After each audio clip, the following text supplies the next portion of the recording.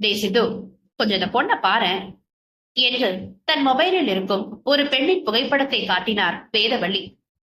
அவரிடமிருந்து மொபைலை வாங்கி அதிலிருந்த பெண்ணின் புகைப்படத்தை பார்த்தவள், என்ன, இந்த பொண்ணுக்கு நம்ம கம்பெனில ஜாப் ஏதாவது கொடுக்கணுமா என்று சாப்பிட்டுக் கொண்டே கேட்டான் சித்தார்த். இல்லடா, என்னோட ஃப்ரெண்டு பொண்ணு. போன வாரம் ஒரு பர்த்டே ஃபங்க்ஷன்ல பார்த்தேன். பேரு ஸ்வர்ணலதா.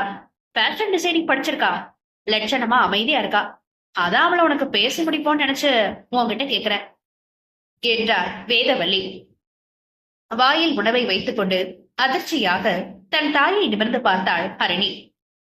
விருட்டென்று எழுந்து சித்தார்த் மொபைலை டேபிளில் வைத்துவிட்டு எதுவும் சொல்லாமல் அங்கிருந்து சென்றான். மா, என்னமா அதெல்லாம்? சித்து மீராக்காவை லவ் பண்றது தெரிஞ்சும் என்று அவள் சொல்லிக் கொண்டிருக்கும் போதே, நீ சும்மா ரெடி. அவன் ஒண்ணு அந்த கொலகார மகளை விரும்பல. என் தம்பியை எப்படி வழிக்கு கொண்டு வரணும்னு எனக்கு தெரியும் என்றார் வேதவள்ளி.